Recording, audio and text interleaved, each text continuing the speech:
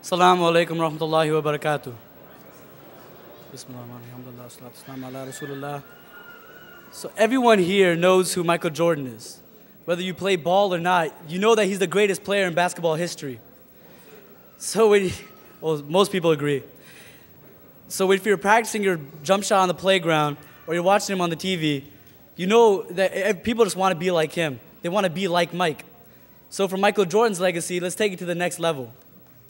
The prophets left their legacies as well. We have Eid because of Prophet Ibrahim. We wouldn't have this deen without Prophet Muhammad sallallahu alaihi wasallam. So as people want to be like Mike, we want to be like Muhammad sallallahu alaihi wasallam. So then the question becomes, what is our legacy?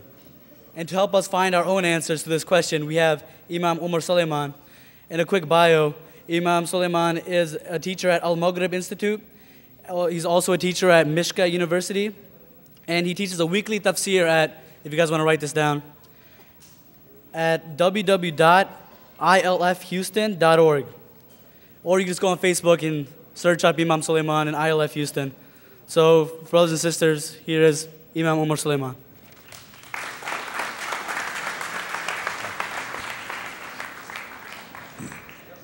Assalamu alaikum wa rahmatullahi wa barakatuh. First and foremost, it's www. If you just put in www, you're going to get the error page. Just let you know. Jazakumullah khair. Awesome introduction, though, on the Michael Jordan, the MJ thing. I didn't know where he was going with that, but that was pretty good. MashaAllah. May Allah subhanahu wa ta'ala bless you and preserve you, inshallah. A'udhu billahi samir alim min ash-shaytan ar-rajim. Bismillah ar-Rahman ar-Rahim. Alhamdulillahi Rabbil Alameen. ولا عدوان إلا على الظالمين والعاقبة للمتقين اللهم صل وسلم وبارك على عبدك ورسولك محمد صلى الله عليه وسلم وعلى آله وصحبه وسلم تسليما كثيرا. Before I go into this topic, to be very honest with you, the topic of what is your legacy it's one of those topics where sort of like I said last night, you could do a million talks based on that one talk. You could talk about many different aspects of that topic. But before we go into what is your legacy, I want to ask a question, and this is what I want to start off the talk with because I feel like this is the most neglected aspect of this topic. Who do you want your legacy to be with? Who do you want your legacy to be with?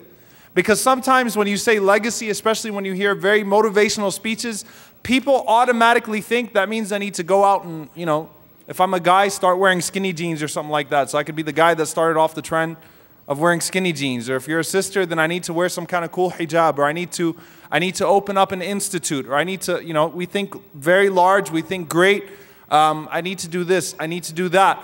But sometimes in the back of our minds, what we're really thinking of is how to leave a legacy with people.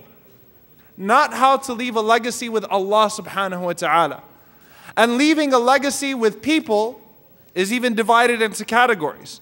When you think about which people you want to pay attention to your legacy, are you trying to leave a legacy with some kind of magazine? Are you trying to leave a legacy so that you would be recorded as, in some group of influential people in some book? Are you trying to leave a legacy with your friends? Are you trying to leave a legacy with your parents?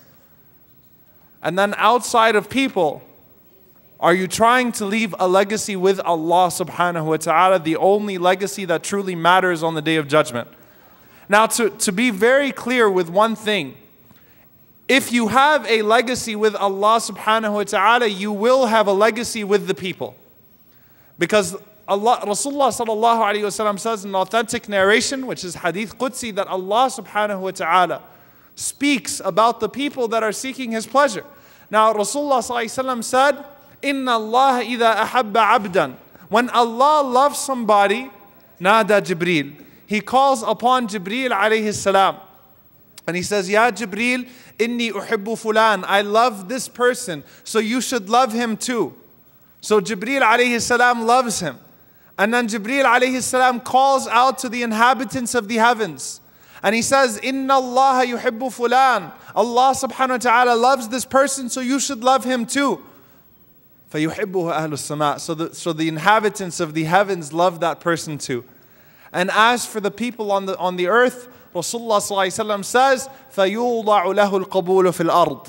He is granted acceptance on the face of the earth. So Allah subhanahu wa ta'ala grants the love of that person in the people's hearts.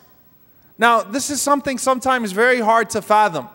First and foremost, the true legacy comes from pleasing Allah subhanahu wa ta'ala and understanding that my legacy is in following the legacy of someone greater than me, being the Prophet sallallahu alaihi wasallam.